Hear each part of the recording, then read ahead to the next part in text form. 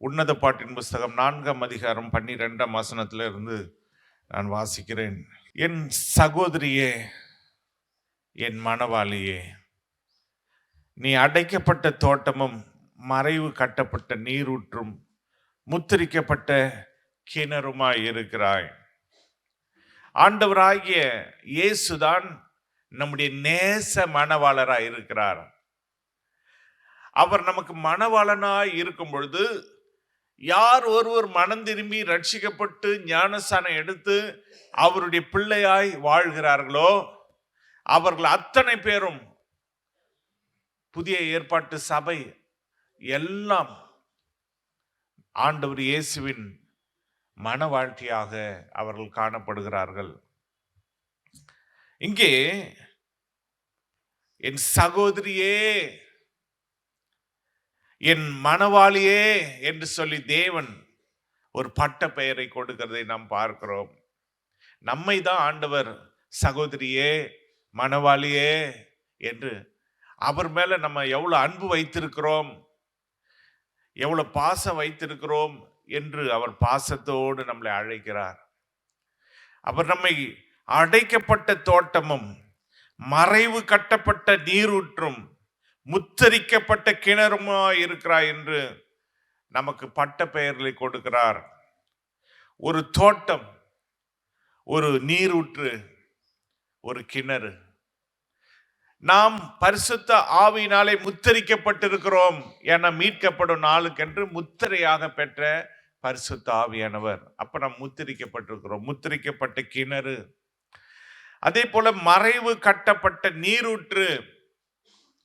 ஆண்டவர் இயேசுவின் மறைவிலே, சிலுவையின் மறைவிலே நாம் ஒரு நீரூற்றாக நாம் காணப்பட்டு கொண்டிருக்கிறோம். அவர்தான் நம்முடைய எல்லா, அதாவது நீரூற்றுக்கும் காரணராய் இருக்கிறார். அவரிடத்திலே நாம் சேர்க்கப்பட்டு அவரோடு இணைக்கப்பட்டு நாம் வாழ்ந்து கொண்டிருக்கிற அந்த ஒரு திட்டத்தில் இருக்கிறபடினாலே அவரிடத்திலிருந்தே ஜீவ நதிகள் உள்ள அந்த நீரூற்று நம்முடைய இருதயத்திலிருந்து பாய்ந்து செல்லும். அப்பதான் நாம் ஆண்டவருடைய மனவாட்டியாக இருக்கிறோம் என்பதற்கு அது அத்தாட்சியா இருக்கிறது. இந்த 3 காரியத்தை ஆண்டவர் சொல்லி இருந்தாலும் தோட்டத்தை குறித்து அதிகமாக உன்னத பாட்டிலே அவர் சொல்லி இருக்கிறதை நாம் பார்க்கிறோம். 13ஆம் வசனத்தில், உன் தோட்டம் மாதளம் செடிகளும் அருமையான கனி மரங்களும் மருதொன்றி செடிகளும் நலத செடிகளும் நலதமும் குங்குமமும் வசம்பும் லவங்கமும் சகலவித தூப வர்க்கங்களும் வெள்ளை போல செடிகளும் சந்தன விருட்சங்களும் சகலவித கந்த வர்க்க செடிகளும் உள்ள சிங்கார வனமாய் இருக்கிறது.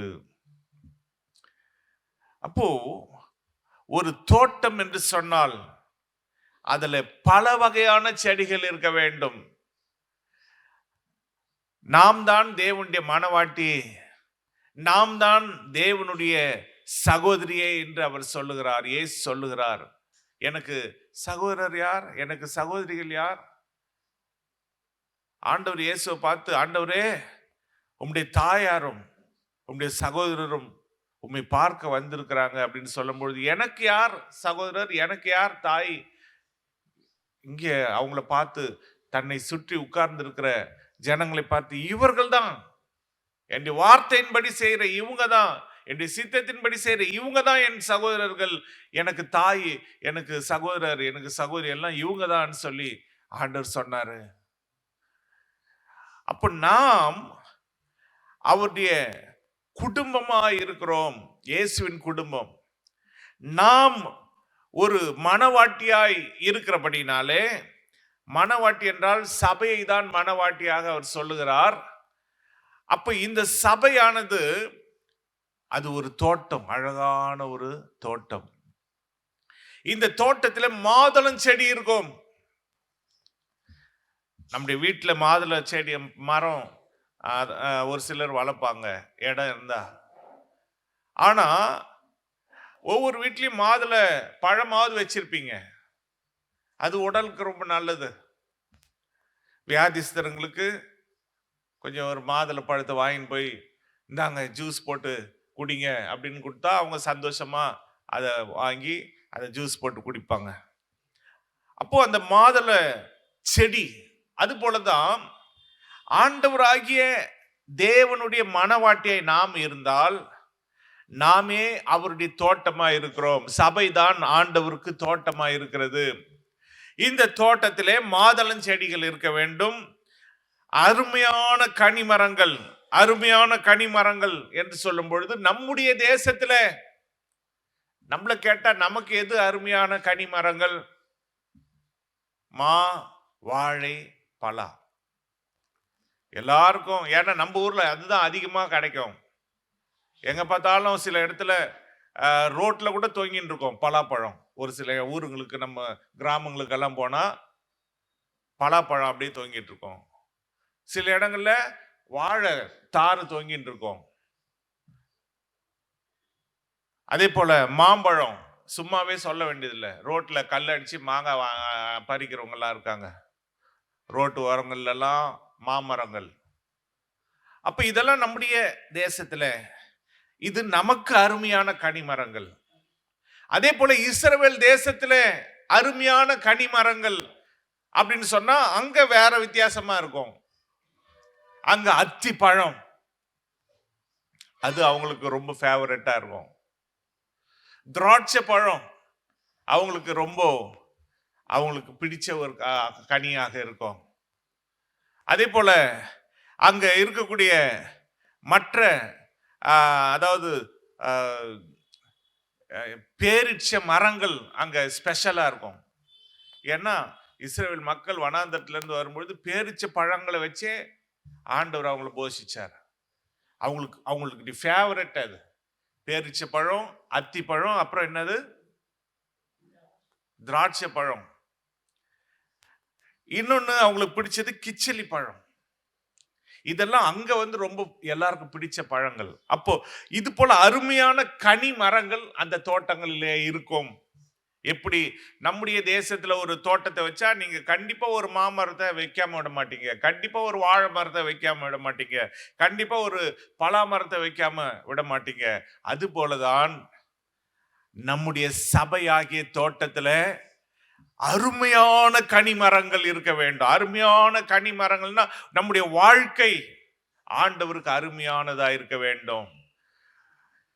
அருமையான கனிமரங்களாய் நாம் எதையெல்லாம் எப்படியெல்லாம் நினைக்கிறோமோ அது போல நம்முடைய வாழ்க்கையை ஆண்டவர் இயேசுவுக்கு அருமையாய் இருக்க வேண்டும். இஸ்ரவேல் மக்களுக்கு பிடிச்ச கனிகள், அருமையான கனிகளை பார்த்தோம். நம்முடைய தேசத்துல இருக்கிற மக்களுக்கு நமக்கு பிடிச்ச அருமையான கனிகளை பார்த்தோம். அது போல இயேசுவுக்கு பிடிச்ச அருமையான கனிகளாய், அந்த கனியை கொடுக்கிற செடிகளாய், மரங்களாய் நாம் தான் அவருடைய தோட்டத்துல ஒவ்வொருவரும் இருக்க வேண்டும். சிலர் மாதுளை பழங்களை கொடுக்கிறவர்களா இருப்பாங்க, சிலர் அருமையான கனிமரங்கள், ஆண்டவர் இயேசுவுக்கு அருமையானது, அவருக்கு பிடிச்ச கனிகள்.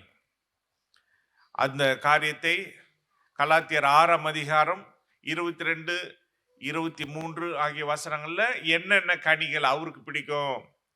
ஆவியின் கனியோ அன்பு, சந்தோஷம், சமாதானம், நீடிய பொறுமை, தயவு, நற்குணம், விசுவாசம், சாந்தம், இச்சை அடக்கம்.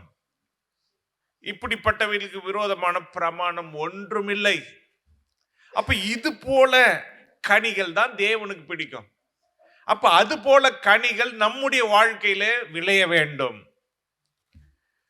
நீங்க ஒரு செடி வளர்க்குறீங்க, அந்த செடியில ஒரு சின்ன ஒரு பிஞ்சி ஒரு மாங்காய் வந்தாலே உங்களுக்கு எப்படி இருக்கும்? அப்போ அது போலதான் நம்முடைய வாழ்க்கையில அன்பு அது கனியாய் வர வேண்டும், சந்தோஷம் வர வேண்டும், சமாதானம் காணப்பட வேண்டும், நீடிய பொறுமை, தயவு, நற்குணம், விசுவாசம், சாந்தம், இச்சை அடக்கம். இதெல்லாம் இப்படி இந்த தோட்டத்துல மாதுளம் செடி, மருதொண்டி செடி, நலத செடி எல்லாம் இருக்குதோ அது போல தோட்டமாகிய சபையில இது போல ஆவியின் கனிகளை தேவனுக்கு நாம் கொடுக்க வேண்டும். அப்போ நம்மளை பார்க்குறவங்க இவங்க ரொம்ப அன்பானவங்க அப்படின்ற ஒரு பேர் நீங்க வாங்கணும். அல்லது இவங்க ரொம்ப சந்தோஷமா இவங்க இருப்பாங்க, எப்போ இவங்க சந்தோஷமா தான் இருப்பாங்க, எந்த கவலையும் இவங்க வாழ்க்கையில வெளிப்படாது எப்பவும். ஏன்னா வேதமும் அப்படிதானே சொல்லுது, சந்தோஷமா இருங்க, சந்தோஷமா இருங்கள் என்று மறுபடியும் சொல்லுகிறேன். அப்ப தேவனுடைய பிள்ளைகள் இந்த கனியை ஆண்டவர் கொடுத்துக்கிட்டே இருக்க வேண்டும். நாம் சந்தோஷமா இருந்தா ஆண்டவர் சந்தோஷப்படுவார். அது ஒரு கனி. அவர் நாம ஒரு மாம்பழத்தை எடுத்து சாப்பிடுறது போல நாம் சந்தோஷமா இருந்தா அதை பார்த்து அவர் சந்தோஷப்படுவார். அந்த கனியிலே அவர் பிரியமா இருப்பார். நாம அன்பா இருந்தா அந்த கனியை பார்த்து பிதாவே நானும் நீரும் அன்பா இருக்கிறது போல இவங்களும் அன்பா இருக்கிறாங்கன்னு எவ்வளவு சந்தோஷப்படுவார். ஆனா நாம் தானே இன்னைக்கு ஒரு ஜெபத்துல ஒரு சகோதரர் வந்து சொன்னாரு, இது போல என்ன ரொம்ப அன்பா கூப்பிடுறாரு சகோதரர், அவர் இன்னைக்கு வரல, அங்க தலைமை சபைக்கு வருவார். அவர் சொன்னாரு, சாமண்ணா இது மாதிரி நான் வரேன், என்னை யாருமே கண்டுக்க மாட்டாங்க, நம்ம சபையில யாரும் ஒரு ஸ்தோத்திரம் கூட சொல்ல மாட்டாங்க, ஏன் அப்படி? அப்ப அவர் வந்து அந்த அன்பை எதிர்பார்க்கிறார். பழைய விசுவாசி தான், ஆனா ஜனங்களிடத்துல இருந்து அன்பை, எனக்கு ஒரு ஸ்தோத்திரம் பண்ண மாட்டாங்களே, என்னை யாரும் கண்டுக்க மாட்டாங்களே, அப்படி ஒரு ஒரு எதிர்பார்ப்பு. இப்படி ஒவ்வொருத்தருக்கும் அந்த எதிர்பார்ப்பு இருக்கும். அப்ப அந்த சகோதரனை தேற்றுவதற்காக நான் ஒரு வார்த்தையை சொன்னேன், நீங்க எதுக்கு கவலைப்படுறீங்க, நான் கூட போன யாரும் ஸ்தோத்திரம் பண்ண மாட்டாங்க, நான் தான் போய் போய் ஸ்தோத்திரம் பண்ணிட்டு இருக்கேன், அதுக்கெல்லாம் நீங்க கவலைப்படாதீங்க அப்படின்னு. இது உண்மையா பொய்யான்னு உங்களுக்கே தெரியும். அதை நான் சொன்னேன். அப்புறம் அவர் தேற்றப்பட்டார். அப்ப அந்த அன்பு என்ற கனிய நம்ம இடத்துல, இப்போ உங்களை அன்பா யாராவது ஸ்தோத்திரம் நல்லா இருக்கிறீங்களா அப்படின்னு உங்களை விசாரிச்சா உங்களுக்கு எவ்வளவு சந்தோஷமா இருக்கும். அது போல நீங்க மற்றவங்களை விசாரிக்கும் பொழுது அவங்களுக்கு எவ்வளவு சந்தோஷமா இருக்கும். இது எல்லாம் நாம அன்பா இருக்கிறத பார்த்தா தேவனுக்கு எவ்வளவு சந்தோஷமா இருக்கும். என் பிள்ளைங்க அன்பா இருக்கிறாங்க, நம்முடைய வீட்டில் இருக்கிற பிள்ளைங்க சண்டை போடாம அன்பா இருந்தாங்கன்னா நமக்கு எவ்வளவு சந்தோஷமா இருக்கும்.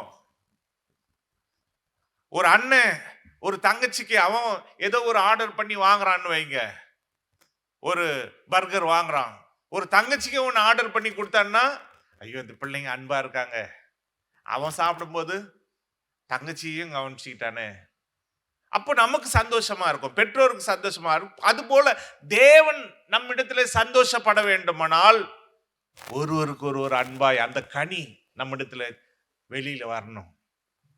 சில செடிகள்ல அப்படியே அந்த பிஞ்சியே தான் இருக்கும் ரொம்ப நாளா, அப்புறம் அந்த பிஞ்சி கூட கீழே விழுந்துடும். அப்படி இல்லாதபடிக்கு அந்த பிஞ்சி விட வேண்டும். முதல் பூ, மொட்டு, பிஞ்சி, அதுக்கப்புறம் காய், அதுக்கப்புறம் பழம். இப்படிதான் நம்முடைய வாழ்க்கையில ஆவியின் கனிகள் பெருக வேண்டும். அல்லேலூயா.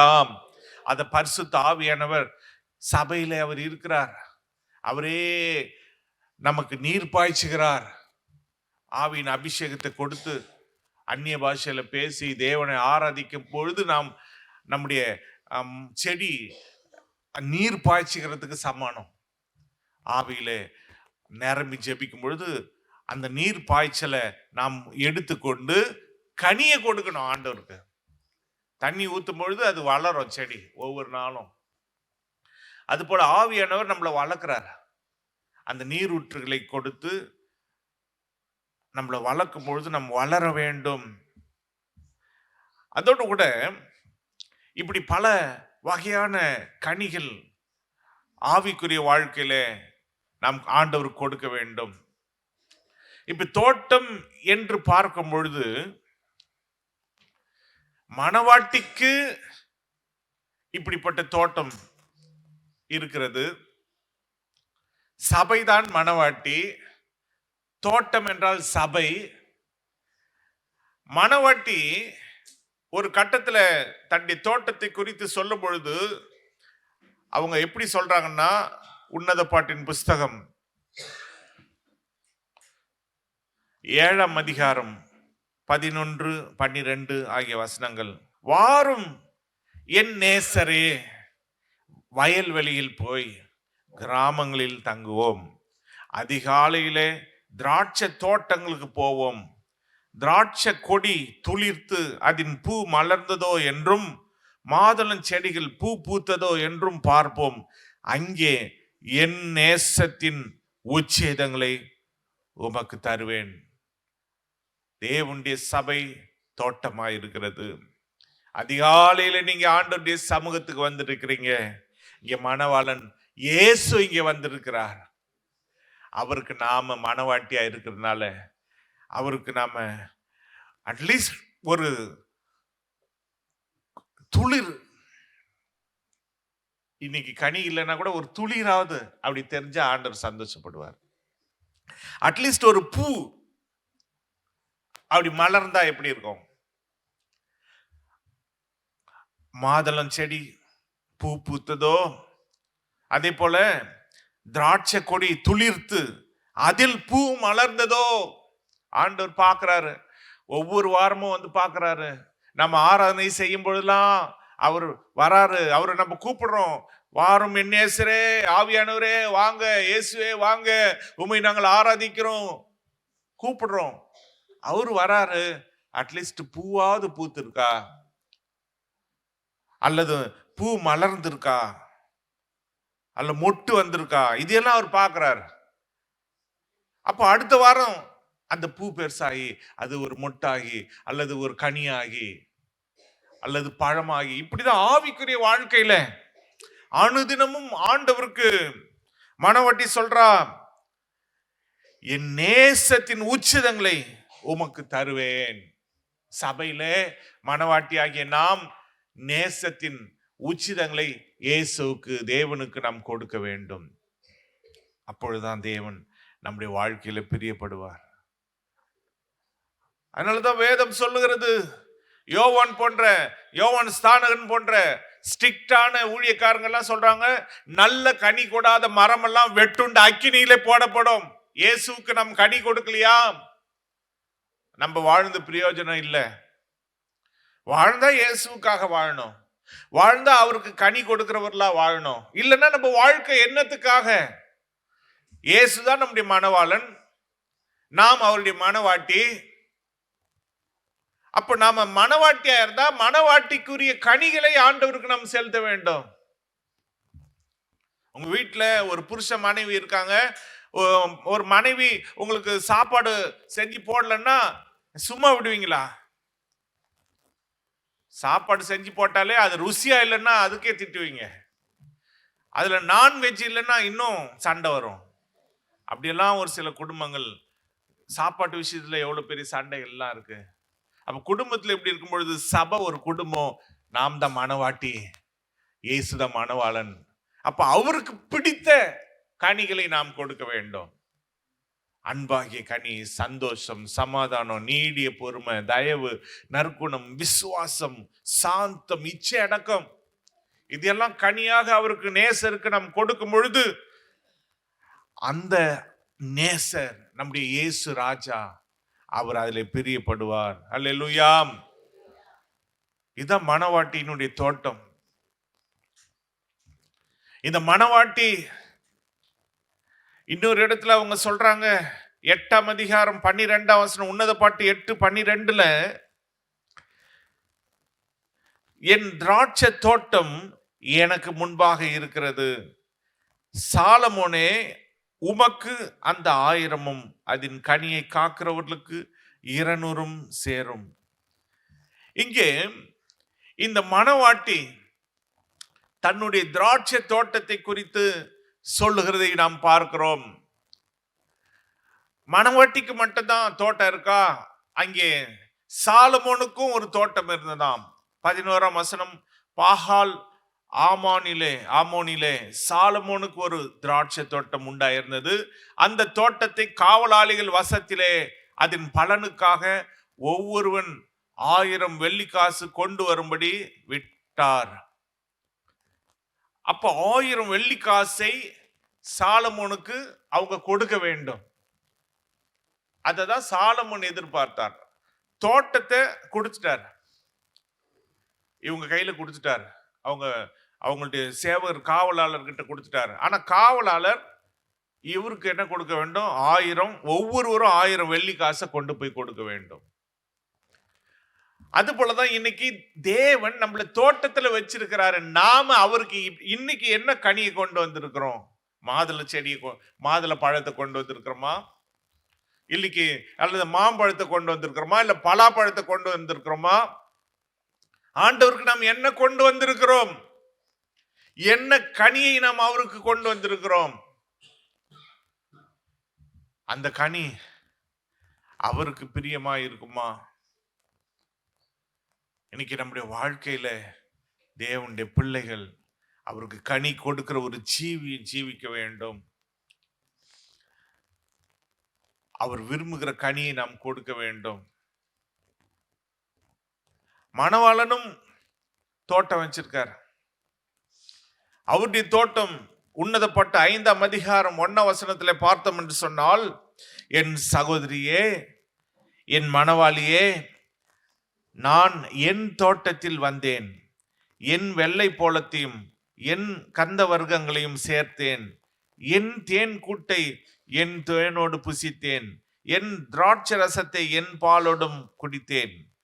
சிநேகிதரே புசியுங்கள், பிரியமானவர்களே குடியுங்கள், பூர்த்தியாய் குடியுங்கள். ஆண்டவராகிய மணவாளன் அவர் வச்சிருக்கிற தோட்டம் அவரும் வச்சிருக்கிறார். அவர் நமக்கு என்ன கொடுக்கிறார்? தேன். அதுதான் ஆண்டவருடைய வார்த்தை. தேனிலும் தேனிலும் மதுரமானது. அவர் தேனை கொடுக்கிறார் அவர் தோட்டத்துல. திராட்சை ரசத்தை, ஆண்டவருடைய திராட்சை ரசம் அது சந்தோஷத்தை குறிக்கிறது, சமாதானத்தை குறிக்கிறது. அதுவும் இல்லாம திருவிருந்து நேரத்திலையும் நமக்கு திராட்சை ரசத்தை, அவருடைய ரத்தத்தை நமக்கு கொடுக்கிறார். பாலும் வசனத்தை குறிக்கிறது, ஞான பால். அதோடு கூட சிநேகிதருக்கு கொடுக்கிறார், பூர்த்தியா புசிங்க. ஆண்டவர் இயேசு தம்முடைய தோட்டத்துல அவர் கையில என்ன இருக்கோ அதை கொடுக்கிறார். அவர்கிட்ட மீன் இருந்தா மீன் கொடுப்பார், அப்பம் இருந்தா அப்பம் கொடுப்பார். என்னவெல்லாம் ஜனங்களுக்கு தேவையோ அதையெல்லாம் கொடுக்கிறார். ஏன்னா அவர் மணவாளன். அவர் மணவாளனா இருக்கிறதுனால அவரும் தான் கொடுக்கிறார். அவர் வெறும் வாங்குறவர் மட்டும் இல்ல, அவர் நமக்கு கொடுக்கிறவராகவும் இருக்கிறார். ஆனா அவர் நம்ம கிட்ட எதிர்பார்க்கிறதுல நியாயம். ஆனா நம்ம அவர்கிட்ட எதிர்பார்க்கிறதுல நியாயமே கிடையாது. ஆனாலும் அவர் நமக்கு கொடுத்து கொண்டே இருக்கிறார். ஏன்னா அவர் தன்னுடைய ஜீவனையே நமக்காக கொடுத்துட்டார். அதுக்கு மேல கொடுக்கறதுக்கு ஒண்ணுமே இல்லை.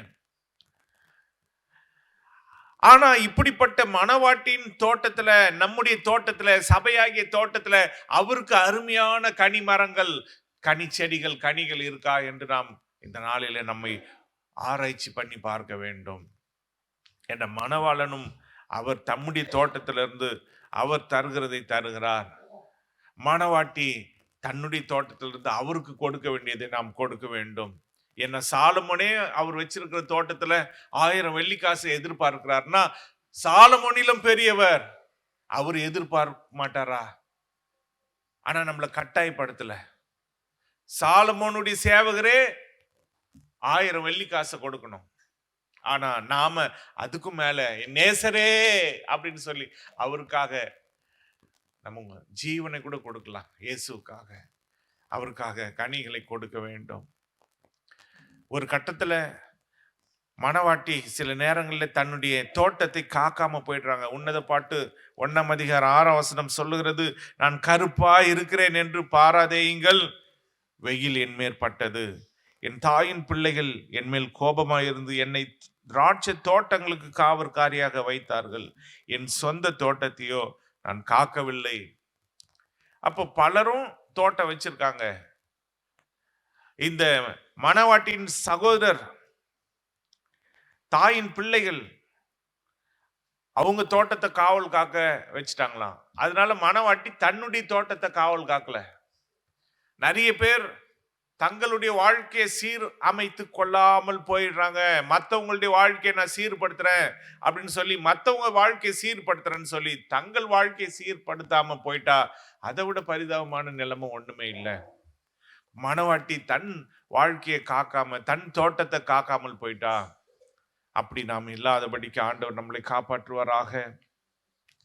இப்படிப்பட்ட தோட்டத்துல இந்த தோட்டத்தை கெடுக்கிறதுக்காக, அது சாலமோனுடைய தோட்டமா இருந்தாலும் சரி, மணவாளனுடைய தோட்டமா இருந்தாலும் சரி, மணவாட்டியின் தோட்டமா இருந்தாலும் சரி, இப்படிப்பட்ட தோட்டத்துல பொதுவா எல்லாருக்கும் இருக்கிறது நீரூற்று, கிணறு, இதெல்லாம் இருக்கும். அதே நேரத்துல அந்த தோட்டத்தை கெடுக்கிற சில காரியம் இருக்கு. அதுதான் உன்னத பாட்டு 2ஆம் அதிகாரம் 15ஆம் வசனத்துல, திராட்சை தோட்டங்களை கெடுக்கிற குழி நரிகளையும் சிறு நரிகளையும் நமக்கு பிடியுங்கள். நம்முடைய திராட்சை தோட்டங்கள் பூவும் பிஞ்சுமா இருக்கிறது. தோட்டத்துல குழி நரிகள் குழி பறிச்சுட்டே இருக்கும்.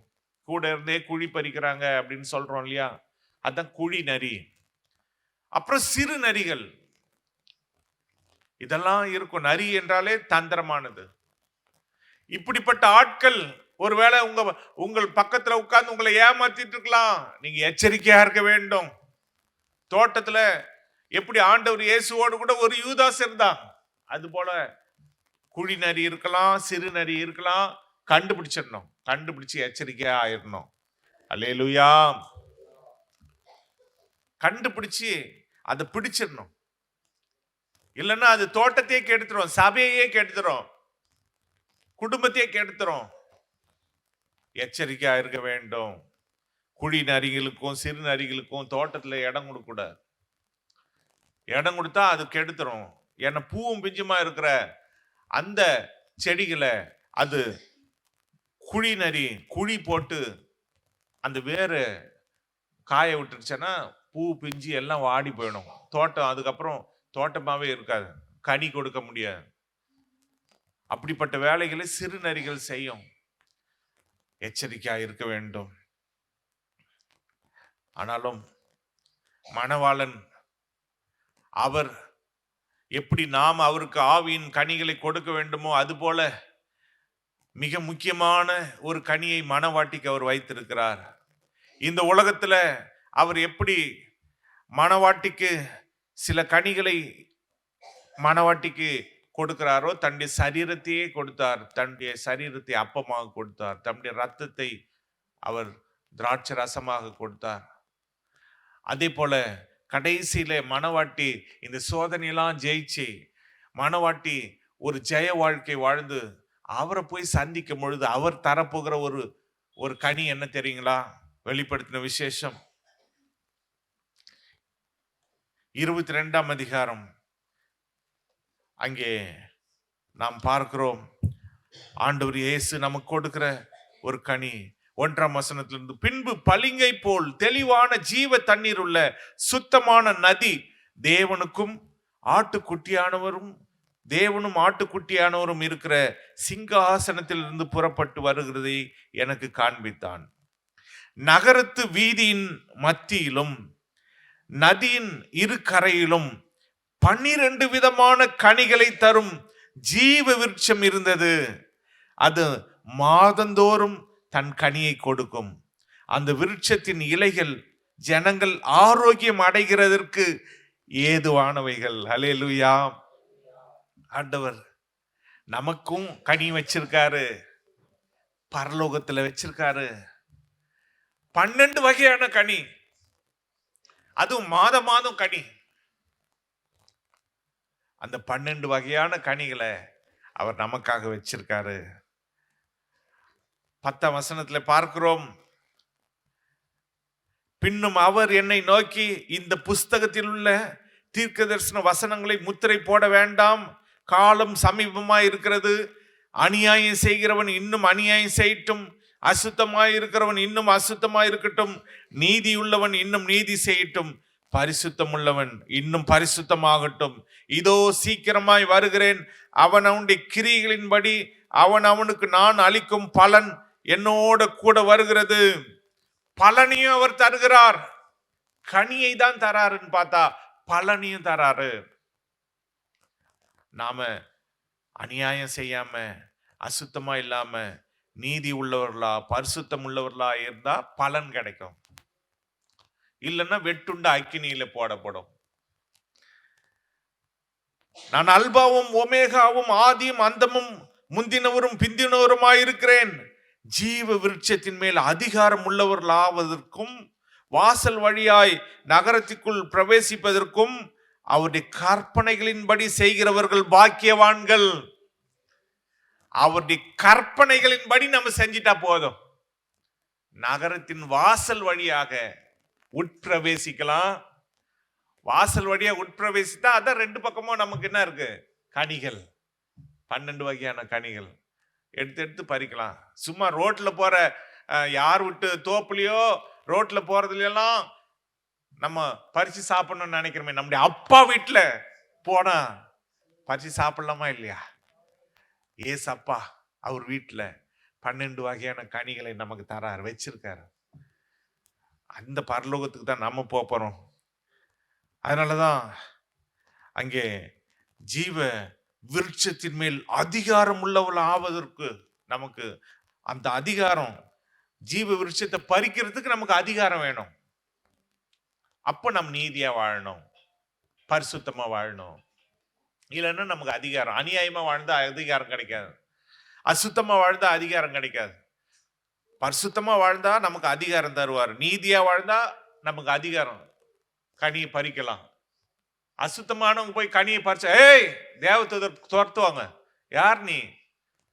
இடம் எங்க வீட்டுல வந்து பறிக்கிற? அதே சொந்த பிள்ளை பறிச்சா யாருன்னா எதாவது சொல்லுவாங்களா? சொல்ல மாட்டாங்க. அப்ப சொந்த பிள்ளை யாரு? நீதிமானா வாழறது, பரிசுத்தவானா பரிசுத்த வாட்டியா வாழறது. அவங்க பறிச்சா யாரும் ஒண்ணு சொல்ல மாட்டாங்க. நாம போய் பறிக்க போறோம், நம்ம சாப்பிட போறோம். அல்லேலூயா, எவ்வளவு சந்தோஷம். ஆண்டவர் தோட்டத்துல சபையில நம்மிடத்துல கனிகளை எதிர்பார்க்கிறார், அவரும் கனிகளை தராரு. முடிவிலே நமக்கு கனிகளை கொடுக்க போகிறார். நம் கண்களை மூடி அவரை நோக்கி பார்ப்போமா? ஹல்லேலூயா, ஹல்லேலூயா. இன்னைக்கு நாம் கனி கொடுக்கிற ஒரு ஜீவியத்தை வாழ்வதற்கு நம்மை தேவனிடத்துல அர்ப்பணிப்போமா? தேவனும் நமக்கு கனிகளை கொடுக்கிறார். ஹல்லேலூயா, ஹல்லேலூயா. இன்னைக்கு உதடுகளின் கனி ஆகிய ஸ்தோத்திர பலிகளையும் அவருக்கு செலுத்துங்க. ஸ்தோத்திரம், ஸ்தோத்திரம், ஸ்தோத்திரம், ஸ்தோத்திரம், ஸ்தோத்திரம், ஸ்தோத்திரம். ஹல்லேலூயா, ஹல்லேலூயா, ஹல்லேலூயா. அப்பா பிதாவே, உம்மை நன்றியோடு துதிக்கிறோம், உம்மை ஸ்தோத்தரிக்கிறோம். எங்கள் தேவனே, அப்பா பரிசுத்தமாய் நாங்கள் நீதி உள்ளவர்களாய், இன்னும் நீதி உள்ள செய்கிறவர்களாய், இன்னும் பரிசுத்தம் உள்ளவர்களாய் நாங்கள் வாழ்வதற்கு எங்களுக்கு கிருபை செய்தருளும் ஐயா.